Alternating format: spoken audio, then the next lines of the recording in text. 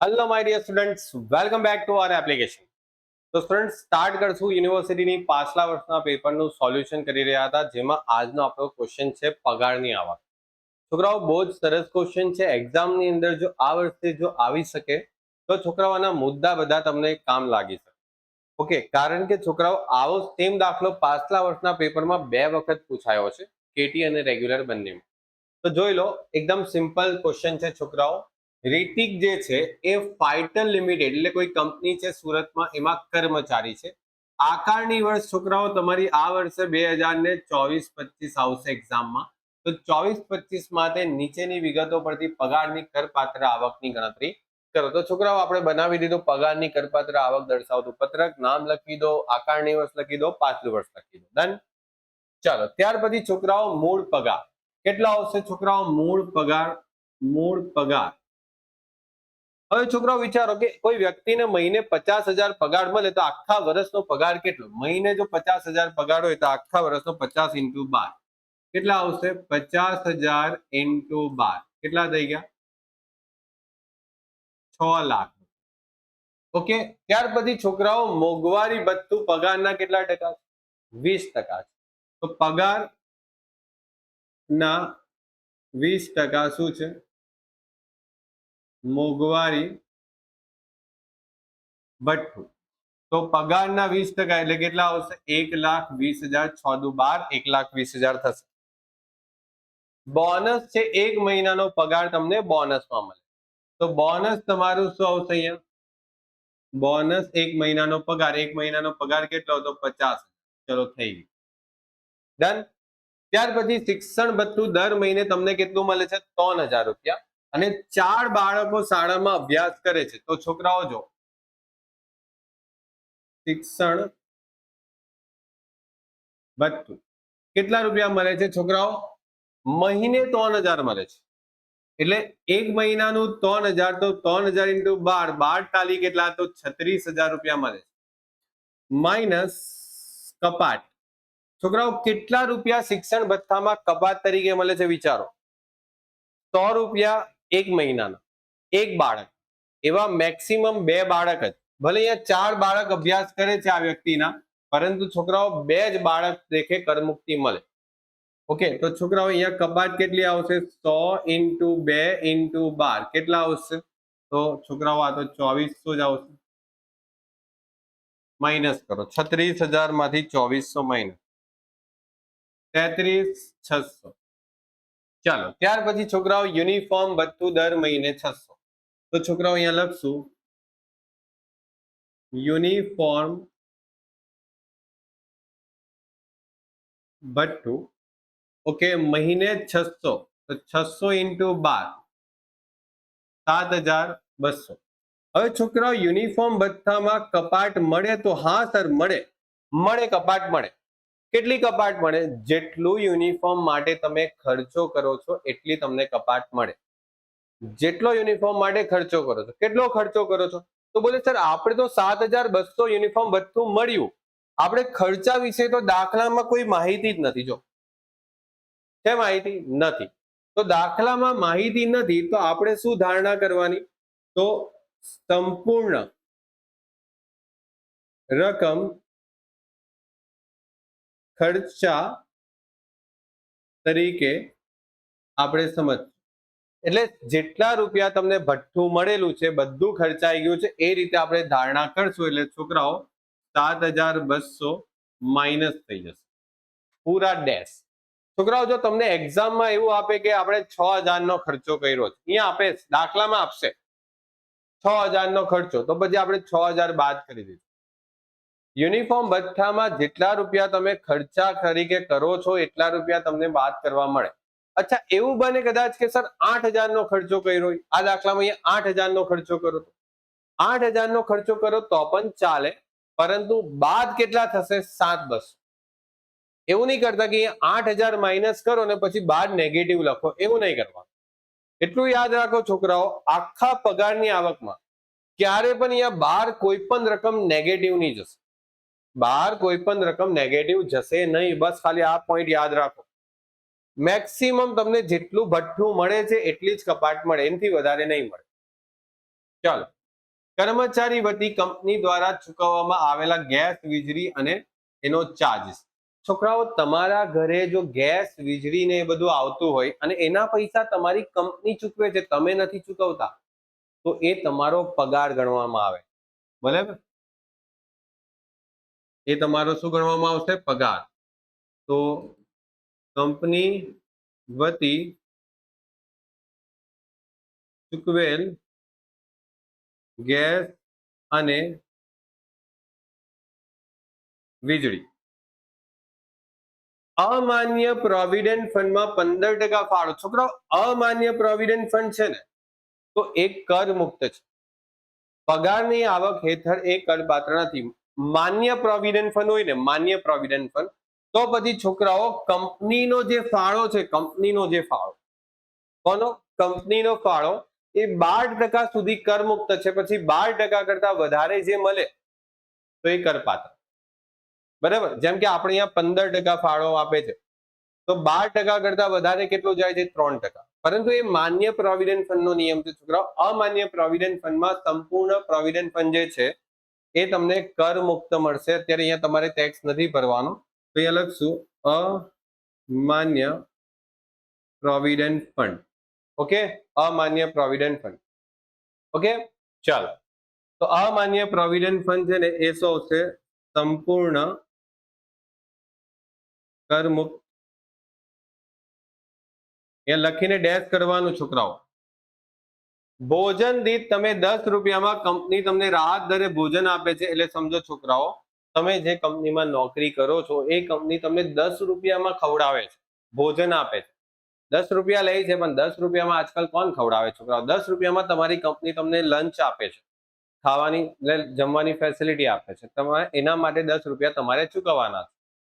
પરંતુ છોકરાઓ, કંપનીને તો છોકરાઓ 10 રૂપિયાનો ખર્ચો નહીં થતો હશે. સમજો કંપની તમને 10 રૂપિયાનું ખવડાવે છોકરાઓ, તો 10 રૂપિયામાં આજકાલ શું આવે? તો બાકીના પૈસા, એનો મતલબ કંપની ભોગવે છે.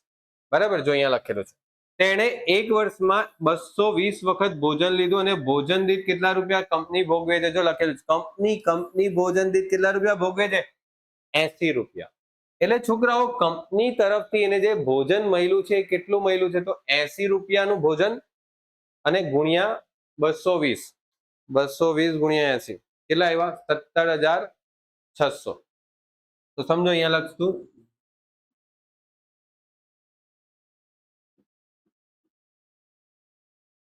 220 ગુણ્યા 80 કેટલા આવે છે? 17,600. એમાંથી છોકરાઓ કપાત તરીકે કેટલા બાદ થાય? 50 રૂપિયા એક વખત ભોજનના. આ છોકરાઓ ફિક્સ છે. સરકાર ઇન્કમ ટેક્સમાં નિયમ એ બનાવ્યો છે કે ભાઈ 50 રૂપિયા તો તમે કર મુક્ત કરી દો ભોજનમાં. બરાબર, કારણ કે કંપની તમને 17,600 રૂપિયાનું ભોજન આપે છે આખા વર્ષમાં, ટોટલ 220 વખત. ઓકે, અને છોકરાઓ એમાં 50 રૂપિયા સરકાર તરફથી કર મુક્ત છે. તો 50 રૂપિયા ઇન્ટુ 220, કારણ કે 220 વખત તમને જમાડે છે. 220 ઇન્ટુ 50 એટલે 11,000. છોકરાઓ, 50 ક્યાંથી આવ્યા? આ તમારે યાદ રાખવાનો રૂલ્સ છે ઇન્કમ ટેક્સ. ત્યાર પછી છોકરાઓ, ભોજન માટે તમે 10 રૂપિયા બી તો ચૂકવો છો, તો એ પણ બાદ થશે. ઓકે, જો અહીંયા 10 રૂપિયા ચૂકવે છે એટલે સમજો કંપની દ્વારા વસૂલાત 220 ઇન્ટુ 10 કેટલા આવે છે છોકરાઓ? 2200 રૂપિયા. કરો બાદ બધું. 17,600, 11,000, 2200 એટલે તમારી પાસે આવે છે 44. Okay, done. તબીબી ખર્ચની જે રકમ છે છોકરાઓ, એમાં મેડિકલ રીઇમ્બર્સમેન્ટ છોકરાઓ 48,000 રૂપિયા થાય છે. એટલે છોકરાઓ, કદાચ બની શકે કે તમે બીમાર પડ્યા, તમારા મેડિકલનો ખર્ચો થયો 48,000. તમારી કંપની એમ કહે છે કે ચલો વાંધો નહીં, 48,000 રૂપિયા તમારો ખર્ચો થયો છે, ઓકે, તમને સારા કરવા પછાડી, ઓકે, એ પૈસા અમે તમને આપી દેશું. ઓકે, આટલી સારી કંપની ક્યાં મળે છોકરાઓ, કે તમારું મેડિકલનો બિલ જે તમે ચૂકવો છો એ પણ તમને કંપની શું કરે છે? રીઇમ્બર્સમેન્ટ કરે છે. રીઇમ્બર્સમેન્ટ નો મતલબ શું થાય? રીઇમ્બર્સમેન્ટ નો મતલબ શું થાય છોકરાઓ? કે પહેલા ખર્ચો તમે ચૂકવી દીધો, ઓકે, પછી કંપનીએ એ ખર્ચો તમને પણ આપી દીધો કે લો ભાઈ, આ તમારા બીમાર પડેલા ત્યારે તમે જે પૈસા ચૂકવેલા ખર્ચ તરીકે એ પૈસા અમે તમને આપીએ. સમજાય છે? જેમ કે મેડિક્લેમમાં છોકરાઓ થાય, ઘણી વખત હોય ને કે આપણે મેડિક્લેમ હોય તો આપણે મેડિક્લેમ ઉતારી લઈએ, પછી ખર્ચો બી કરી લઈએ, પછી મેડિક્લેમમાં આપણે એને ક્લેમ કરી લઈએ. ઓકે, તો છોકરાઓ આ વસ્તુ ધ્યાનથી સમજો. જો કોઈ કંપની તમારો મેડિકલનો ખર્ચો કરે તો એ કરપાત્ર થઈ ગયો. એટલે સમજો, અહીંયા લખી દેશું તબીબી ખર્ચ કંપની દ્વારા. ઓકે, કેટલા રૂપિયા કહેલો? 48,000. ચલો, ત્યાર પછી છોકરાઓ ઓફિસના સમય દરમિયાન ઈજાઓ થાય છે એના માટે કંપની તમને વળતર આપે છે 80,000 રૂપિયા. હવે છોકરાઓ વાત સમજ. જો તમે કશે જોબ કરતા હોય ને તમારે ઓફિસના દરમિયાન, એટલે કે તમે કારખાનામાં નોકરી કરતા હોય, જોબ કરતા હોય, બરાબર, તો છોકરાઓ ઘણી વખત હોય ને કે કારખાનાઓમાં એક્સિડન્ટો થતા હોય છે કે કોઈ કર્મચારીને ઈજા થાય. જેમ કે સમજો કારખાનામાં કોઈ આગ લાગી ગઈ, એમાં કોઈ કર્મચારીને નુકસાન થયું, તો પછી આ નુકસાન ભરપાઈ કરવાની જે જવાબદારી છે એ જે તે કંપનીની છે. કંપનીના સ્તરે જો કોઈ કર્મચારીને નુકસાન કે ઈજા થાય તો કર્મચારીને એનું નુકસાન વળતર કંપની ચૂકવે. તો એ છોકરાઓ તમારા માટે કરપાત્ર નથી. ઓકે, એટલે જો ઓફિસના સ્તરે, છોકરાઓ ધ્યાન રાખજો, આજે નુકસાન તમને ઓફિસના સ્તરે થયેલું હોવું જોઈએ. અહીંયા લખેલું જ છે, જો ઓફિસના સમય દરમિયાન. ઓકે, તો લખશું કે ઈજા અંગે વળતર. તો છોકરાઓ ઈજા અંગે વળતર શું છે? કર મુક્ત છે. કેમ કર મુક્ત છે છોકરાઓ? આ જોજો છોકરાઓ, દર ફેરી એવું નહીં કરતા કે કર મુક્ત છે, કર મુક્ત છે. જો તમારા નોકરીમાં તમે ઈજા થાય છે તો એ નોકરીના સમય દરમિયાન નોકરીના સ્તર પર ઈજા થાય છે અને વળતર કંપની ચૂકવે છે, તો તમને કર મુક્ત થાય છે.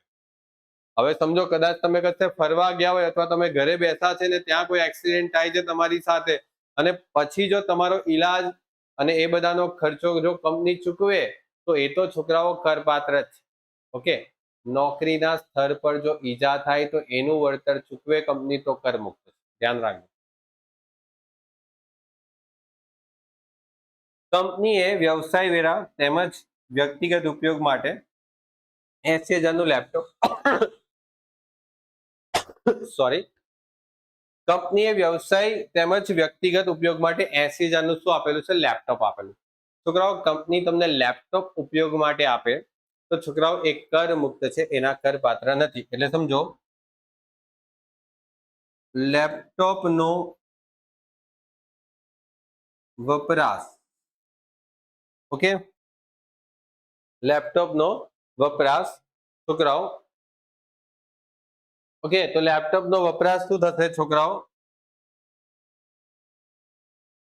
છોકરાઓ, તમને કોઈ પણ કંપની લેપટોપ આપે, તમારા પોતાના અંગત કામ માટે આપે કે કંપનીના કામ માટે આપે, તો છોકરાઓ લેપટોપ તો આપી જ શકે. છોકરાઓ, સીધી વસ્તુ છે, આજે કોઈ કંપનીમાં તમે જોબ કરવા જાઓ અને તમે આઈટી ફિલ્ડમાં કદાચ જોબ કરતા હોય તો કંપની તમને લેપટોપ આપે કે લો ભાઈ આ લેપટોપ.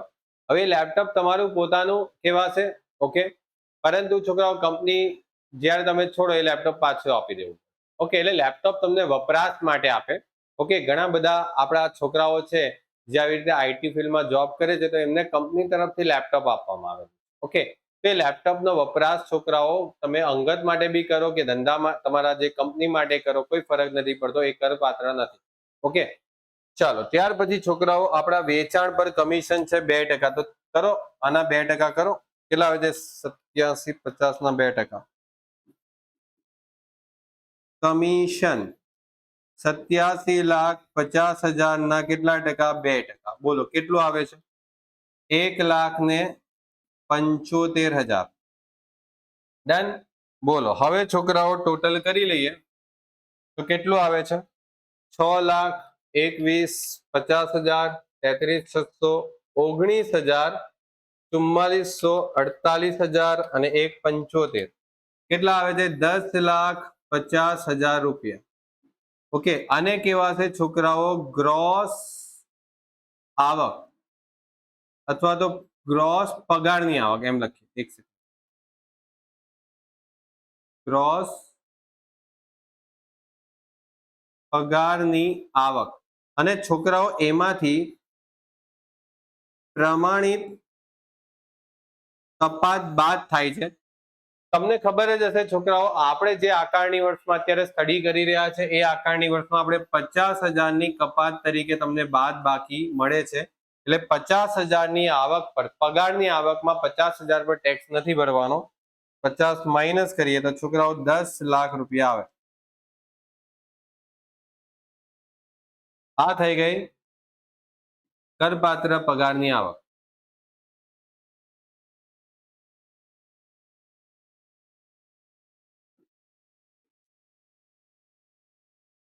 ડન. ચાલો તો છોકરાઓ કમ્પ્લીટ કરો. જો દાખલો ઈઝી છે, ઓલમોસ્ટ આપણે જે બધા પોઈન્ટ શીખેલા છે એવો જ દાખલો છે ને ઓલમોસ્ટ આ દાખલો 2 વખત પૂછાઈ ગયો છે. છોકરાઓ પગારની આવકમાં એક વસ્તુ સમજો કે એવું એક્સપેક્ટેશન નહીં રાખો કે તમે બધા આવો સેમ દાખલો પૂછાય. ઘણી વખત શું થાય છે કે આમાં જેટલા ટોપિકો આપણે શીખ્યા એ ટોપિક તમને પૂછાઈ શકે. એટલે તમારે બધા એક એક ટોપિક ક્લિયર કરવાના કે ભોજનનો ટોપિકમાં શું છે સર, પછી તબીબી ખર્ચ વાળું શું છે, વેચાણ પર કમિશન, યુનિફોર્મ ભથ્થું, આ બધા ટોપિકો ક્લિયર કરો. એક એક ટોપિક ક્લિયર કરશો ને છોકરાઓ તો પગારની આવક તમને બહુ ઈઝી લાગશે. ઓકે, એવું નહીં સમજો કે બેઠો જ કોઈ દાખલો તમને પૂછાઈ જાય. તમે જોશો તો આવા કોઈ પણ દાખલા અથવા તો તમે કોઈ પણ તમારી ચોપડીના દાખલા જોશો, આ અમાન્ય પ્રોવિડન્ટ ફંડ વાળો ટોપિક તમને કદાચ ભાગ્યે જ મળે, તો પણ છોકરો એક્ઝામમાં પૂછાયો છે. એટલે બધા જ તમારે ટોપિકો ક્લિયર કરવાના છે વન બાય વન થિયરિકલી, કે અમાન્ય પ્રોવિડન્ટ ફંડ હોય તો શું છે, માન્ય પ્રોવિડન્ટ ફંડ છે તો શું છે, આ બધું ક્લિયર કરી દેવાનું. ઓકે, મળીએ છોકરાઓ નેક્સ્ટ લેક્ચરમાં. ત્યાં સુધી good bye and take care. મળીએ નેક્સ્ટ લેક્ચરમાં નવા ક્વેશ્ચન સાથે.